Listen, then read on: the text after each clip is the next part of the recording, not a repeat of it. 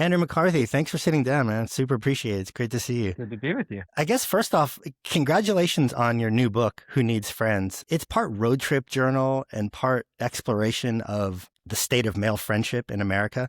And it's a really personal book, but it's also a topic that it's not really addressed much. And I think it's something that everyone can really relate to and get something out of. And, I really enjoyed reading it. So, congrats on that. Thanks. Yeah, I don't think it is something that guys particularly talk about much. I mean, I met a lot of guys on the road, and invariably, most of them, maybe all of them, said after we've been chatting, "You go, I've never talked about this before."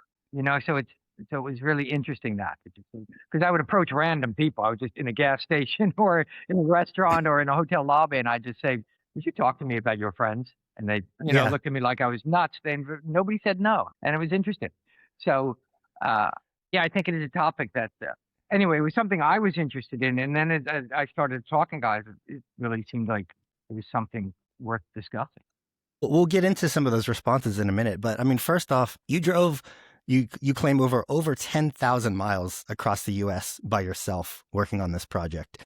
And you took countless impulsive detours, sometimes several hours out of the way just on a whim. And what struck me was the contrast between the romance of the open road and the reality of the loneliness of being by yourself for that long of a time in your car. And, honestly, one of the first questions that came up to me was, how the hell did you pass the time driving for that long? Were you listening to music or books on tape or podcasts or just marinating in your thoughts? I mean, what did you do to kill that much time? Yeah, I did drive about 10,000 miles, and I did wander. I mean, it was an unintentional road trip. I had no intention when I started to do that. And I never went, well, not never, because I got stuck sometimes, but 95% of the time, 98% of the time, I never went on interstates or large highways because I don't like driving. And I particularly hate interstate driving because I just find I don't like trucks. And so it causes me great stress. And so I started just going on back roads. And once I downshifted my mental sort of normal thing, we'll just get there, we got to get there, to like, no, the journey here is the point here.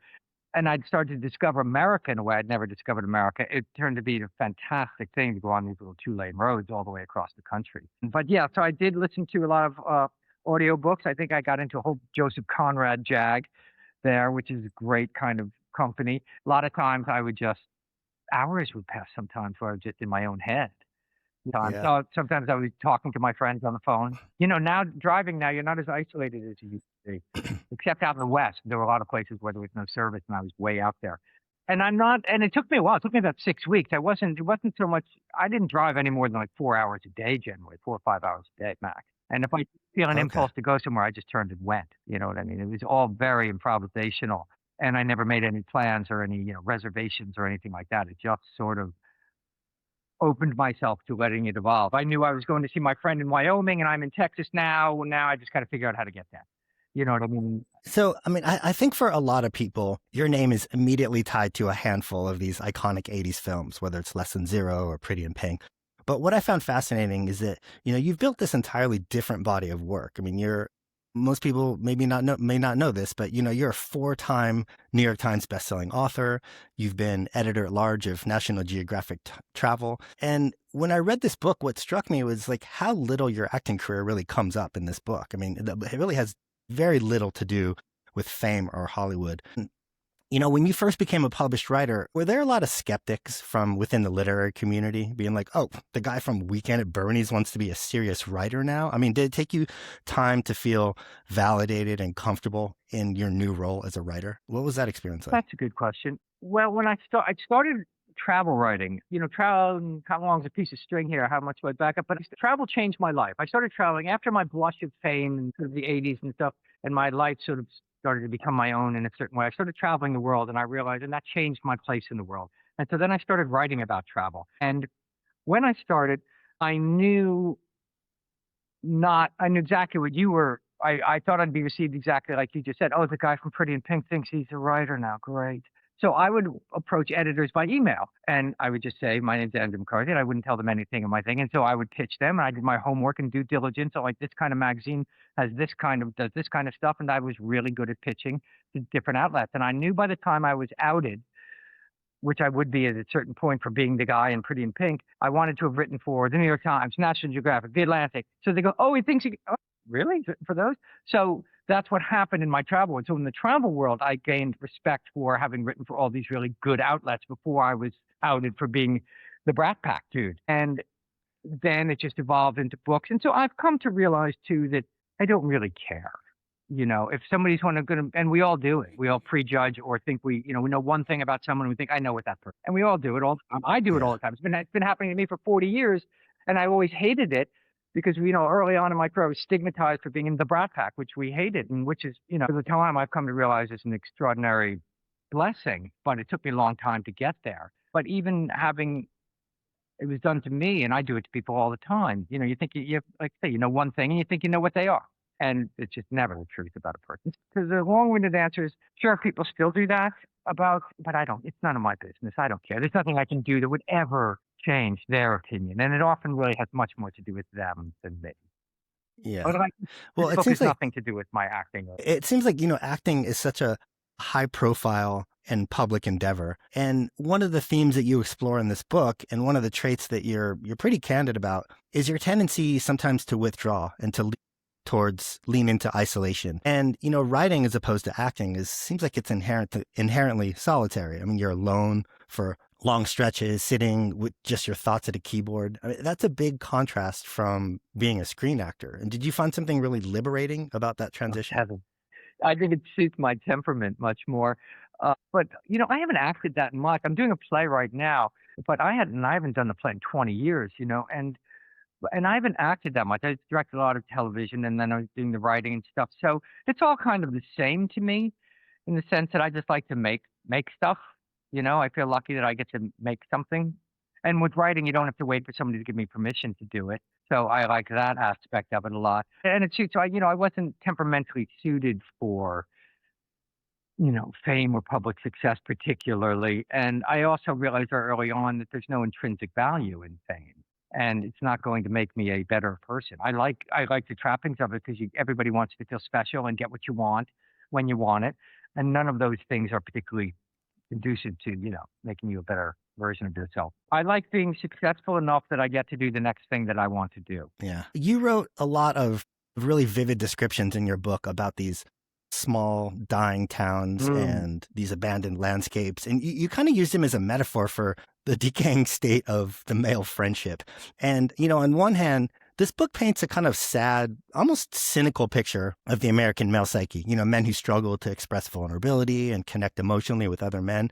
But what I found so interesting is that when you prompted conversations with these complete strangers about these really personal topics, you got answers that were surprisingly candid and wise and introspective. These are just regular rural people. I mean, cops, cowboys, waiters. Did you get the sense that most people had a lingering desire to open up and just needed an opportunity? Or are you that good at disarming people? Well, I hope it's not cynical because I didn't feel that way about it. I did encounter loneliness, but I think everybody wants to be seen and wants to be heard. And I was interested, and I was unthreatening, but I wasn't creepy. And so I presented myself as sort of a neutral because I was genuinely interested of people's experience, and in a varied group of people as I could find. What is their experience with friendship? Because I reconnected with several of my friends along the way, but I was really interested in other guys. The further from home I get, the more open I always use travel as like the university of my life. And this was the question I was pondering: is what value does friendship have? I had these dear friends I hadn't seen in 20 years, so I needed to go see them. And how important were they? What value did they have? And yeah, you're right. Guys told me stuff that like some random stranger, they just would open up to me because I go, I feel that way. And then people start connecting. People just yearn for connection, right? And so I think that's one of the lessons of men are so busy, because men show vulnerability, that's equated with weakness. And the one thing a man can't be is weak. So, and how that's like saying apples plus a guitar equals this. It's like vulnerability is nothing to do with weakness, and yet it's become misconstrued in our minds as guys. And so I just thought that was interesting. But I also found a lot of examples of deep friendship out there too. I've encountered these two cops in Ohio who've been friends for 60 odd years. And one of them said, "Well, I don't know how when one of us dies, the other's going to have to go too, because I don't know what we'll do without each other." And they're happily married. Sweet. There's heterosexual men. They're talking about their love for each other in a way that was just so beautiful to me. That was alien to me, very alien to me. But I envied it. Yeah, I mean, well, one of the themes that kept coming up in this book is this men's aversion to vulnerability and how it's an impediment in a lot of male friendships. And, you talk about stoicism and cowboy grit and, being emotionally reserved and how a lot of these traits can kind of be traced back to competitive survival instinct. Like whether historically protecting and providing for yourself and your family, whether it meant, hunting mammoths or defending your village, that's a responsibility that shaped how men related to each other.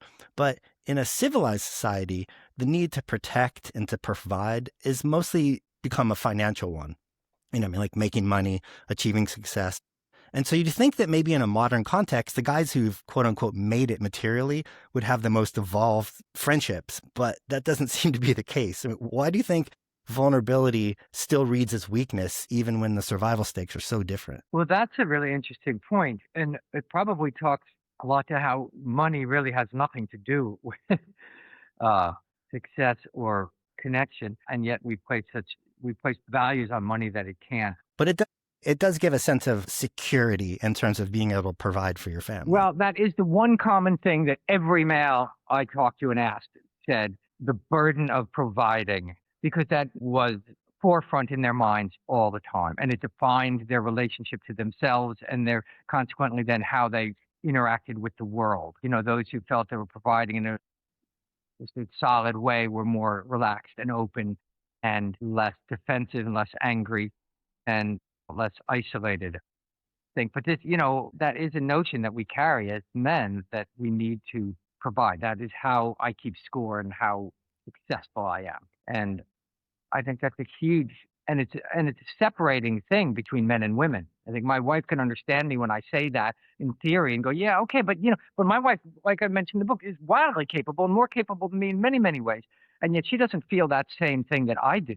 And if I mention it to my friend or to you, you just go, yeah, of course we feel that way. And it's a challenge. That's a big one. But see, what my experience is, most men don't talk to each other about that. So you're carrying it alone. And so when you're alone, you're separate. And so when you're separate, you're perceiving threats that may or may not be there and so that can be it's not conducive to healthy living, Yeah. Well, I mean, this book really gets set in motion when your son makes this observation that you don't seem to have a lot of close friends. And I found that really funny because it's basically the entire premise for the movie I Love You, Man. I mean, Paul Rudd's character kind of overhears his fiance say essentially the same thing to her friends. And, I have a 10-year-old and I'm constantly amazed at how effortlessly he can walk up to strangers and strike up a friendship. And I definitely didn't have that skill at his age. Even today, I feel like I've refined my social skills and, I can hold a polite conversation. Cultivating a new one-on-one friendship feels increasingly more difficult the older you get. Why do you think that is? Well, I was grateful in this book because I had some reason to talk to people, which is not answering your question, but I was on point, so I could just ask them about a topic, and it created an intimacy between us that was somehow in a cocoon of safety because we were talking about a topic as opposed to just, and I could open myself up to them in a certain way, but because we were talking about a topic. But I don't know why it is.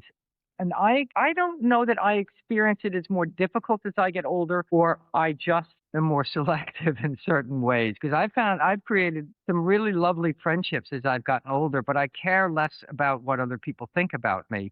So I've been able to be direct with people that I do like. I mean, but that guy's really interesting. And so to reach out. So I don't know that my experience is not necessarily that it is harder. That seems to be the rule of thumb, that it's hard as we get older. Because certainly when you were younger, you're in school together, so you're spending time together and all that kind of stuff. You're forced together every day. You're seeing these people. And so for me to actively, if I think you're a cool dude and you seem like an interesting guy, if I want to go, but what we can't do is guys to go, hey, you want to get a cup of coffee? That would just be weird. Right? So we have to find something, some activity that we can then connect over, whether you play golf or whether you... That's why golf exists. But also, it's not to be dismissed, that have that sort of sense of parallel play in a certain way. And that's how intimacy is created between guys, One of my friends that my more recent friendships is I moved in next to this couple, and I'm like, good fences make good neighbors. I don't need to know these people. I don't want to know, I don't want to, but I was building a basketball hoop for my son in the backyard, and I'm terrible at do-it-yourself stuff. And he popped his head over the fence. He goes, "Oh, Milton, you need a hand?" I'm like, "Do you know how to do it?" And he came over and we built this fence. It took us like 4 hours to build this hoop, and by the end of it, we were friends. I mean, it was a common activity outside of ourselves. So I don't know that it is necessarily more difficult, but it certainly takes a decision in a way that and then willful act of making oneself vulnerable. But if you invite somebody to do something and they turn you down once, or they can't, it's not going to happen. You have to, on the first one, you have to go play that round of golf, or it's never going to happen. I mean, I feel like this book kind of touches on this notion that there's almost like a fundamental difference between how men and women engage in friendships. And I was thinking about this recently because I had a really close friend who's kind of going through a lot. He's separated from his wife. His mom passed away. His dad's in assisted living. He's basically living at home by himself in his parents' old house. And I went and spent the weekend with him, and, we grilled steaks and hit golf balls and, smoked some weed and watched movies and laughed. And we had a great time together. And when I got home, my wife started asking me questions like, well, does he have a new girlfriend? What's he doing for work? And all these questions. And I was like, I don't know. We didn't really talk about that. And I started questioning, not am I really that shallow? But I mean, the fact is, that's just not what he needed for me at that moment in time. And our friendship was a reprieve from his problems, and he just needed some companionship. But I think that most women would probably have handled that situation a little bit differently. I mean, do you agree with that? Is that a blanket statement? I mean, but you're right. Like I asked my 12-year-old, I go, where does he go to school? This kid you just met in the park. I don't know. I didn't ask him that. Well, what'd you talk about? I don't know. We just hung out, and we're still that. But I think you're exactly right. That's what your friend needed, was just sort of that. And we just need to show up for each other, right? We just need to show up. And so I think, what more could you? But women do handle things differently and talk it out in that way, guys. And my wife, I think I mentioned this in the book. My wife talks about one of my friends. She goes, "Debbie's pretty slippery." I'm like, yeah, I know. And so I allow, and like when Sevi does something, and it's a little kind of soft around the corners, it's like you're not getting the whole story. I'll say to him, "Dude, don't pull a Sevi on me here. What's going on?" You know what I mean? And he'll laugh and he'll know what I mean. But I'm sort of honoring his sense of privacy and his own, and it means I also see him and just accept him for who he is, without having to say, "I see you. I understand this is an issue you don't want to go into. It's safe space." We're not going to say that, but it's understood. But so it's just a way of communicating that's different, but it doesn't mean it's less valid. There's a moment in this book, and it's about 80 pages in, when you mention one of your first best friends, Sean, and how you guys were inseparable. And then one day you come home from school and he was just gone. He had moved away, and you didn't get a chance to really say goodbye to him or have any sense of closure. And it really struck me that you kind of buried the lead with this story. I mean, that feels like a really formative experience. And I'm curious, do you feel that like abrupt loss of a friend that close had an effect on your approach to friendship as you got older? I mean, did it make you more guarded? Did it make you more hungry for connection? Did it have an effect? That's really interesting. I never forgot it. So I suppose it had an effect on me. Maybe, I'd like to think that it made me realize how valuable friendship was, and that, you get hurt in life and you'll survive it. It does all those things. It did all the things you said. It made me more skittish, made me more yearn for connection, made me more value connections to have, all those things. It was just an early example of, one gets hurt in life, and people have their own agendas or whatever. I think I said in the book, that hurt happened because of adult disregard. They didn't care about it. They weren't thinking. They were thinking about themselves, not about like how are their kids affected. So,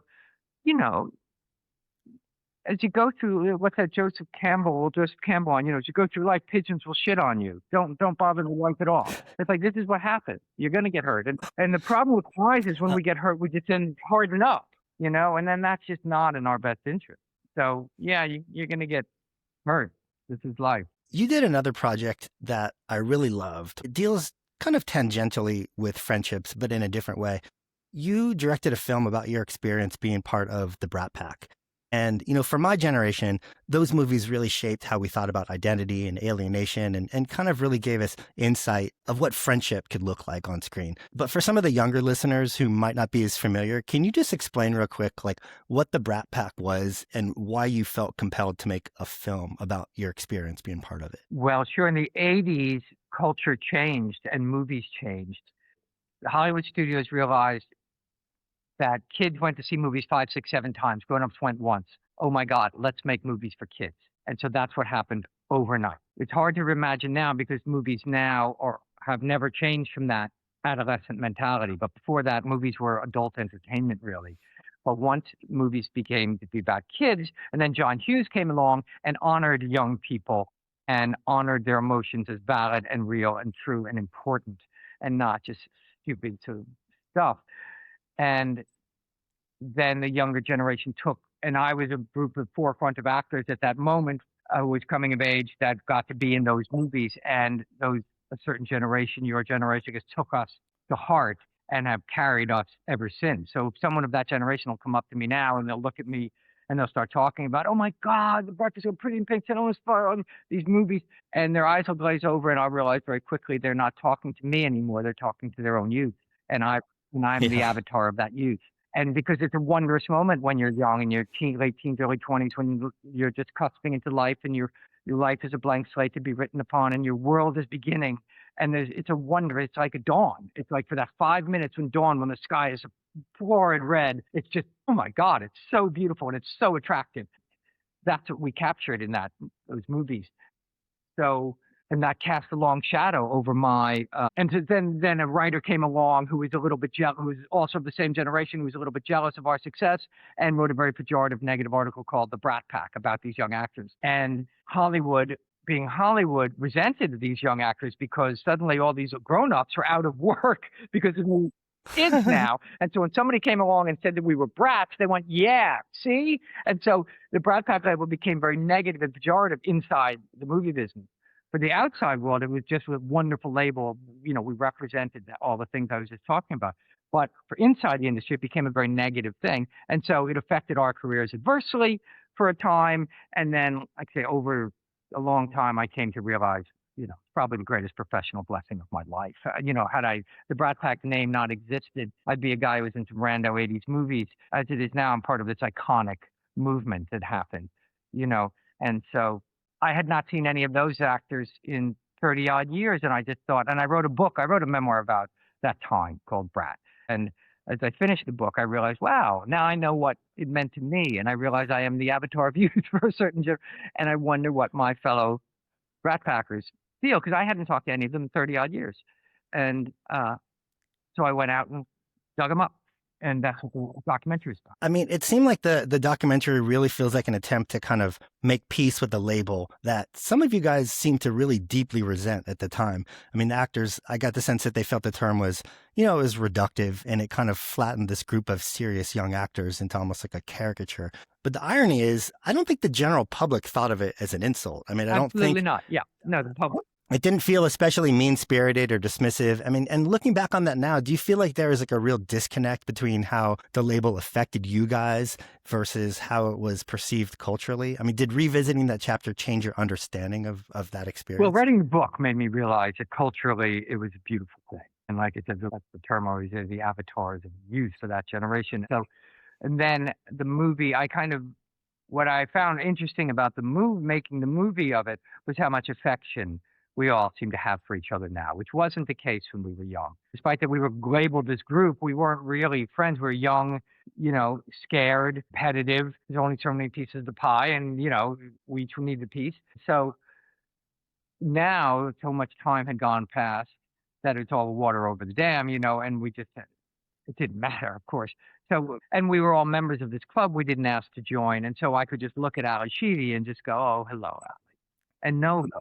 Yeah. I don't know her at all, and yet I can look at her and know her and know what a certain very powerful aspect of her life was about. And she can do the same for me. And so having that kind of identification and connection was a lovely thing. It's sort of like the same thing as this book, just connecting with old friends, connecting with those people I worked with was a lovely thing. And then the notion that we had so much more affection for each other now, and that allowed me to then have affection for my own youth in a way that I never had before. I mean, one of the things that really struck me as so interesting is that how differently all the actors remembered and how differently that affected them at that point in their lives. I mean, Emilio Estevez, for example, he seemed to carry a lot of resentment about that label. I mean, he talked about fixating on the roles that he thought that he may have lost because of being associated with the term Brat Pack. And then on the other end of the spectrum, you have like Demi Moore and Rob Lowe, and they seem to kind of look back on it quite fondly. I mean, Rob seemed to recognize that it was like this temporary, real special moment that he seemed blessed to have been able to be along for that ride. And then Molly Ringwald, she, as far as I know, declined to participate in the film at all. And so, I mean, looking back, why do you think that the same period produced such vastly different emotions and memories for all the different actors? Yeah, a couple of people didn't want to be moved, and I thought that was just proof of concept of how powerful it was in our lives. So I was just like, okay. Yeah, I mean, I totally understood and I get it. But personally, I can only speak for myself and that I'm so glad to have gotten I get that. I'm so glad to have gotten to the other side of it and look at it as like, wow, that was amazing, really.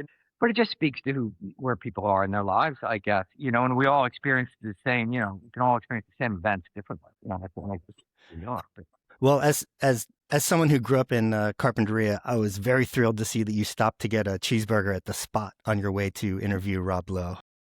that was a great spot, that place. Yeah. I love it. I've been going there since I was a child. I've been going there since I was a child. Yeah, that's great. It's a great place. Yeah, and it was one of my favorite moments. The movie when the guys asked me what I'm doing, and I say, "Yeah, it's about the Brat Pack. You ever heard of them?" He's like, "No." I just thought that's kind of perfect. Well, I guess my last question is, how did your friend's investment in the Vietnamese and Venezuelan currencies pan out in the end? Any day now. Yeah, I'm waiting for the call. Waiting for the call. Well, we always like to end the podcast by asking our guests to plug something that they aren't directly involved in that they feel isn't getting enough attention. It could be an author, an artist, a TV show, a movie, a cause. Is there something that has really been meaning a lot to you lately that you want to give a little extra attention to?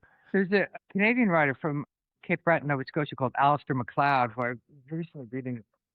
It's only one novel called No Great Mischief and some wonderful short stories. And I think he's the most beautiful writer I've ever read. And so I would shout out to Alistair MacLeod, who's died, but his books still live on. Good. Well, I really appreciate you sitting down. Once again, I really enjoyed your book. For anyone who hasn't had a chance to check it out, go read Who Needs Friends. It's a really intimate, but it's also easy to read. And I think there's a little bit of something in there for everybody. So congratulations on that. And thanks for taking time out. Thank you. Enjoyed it.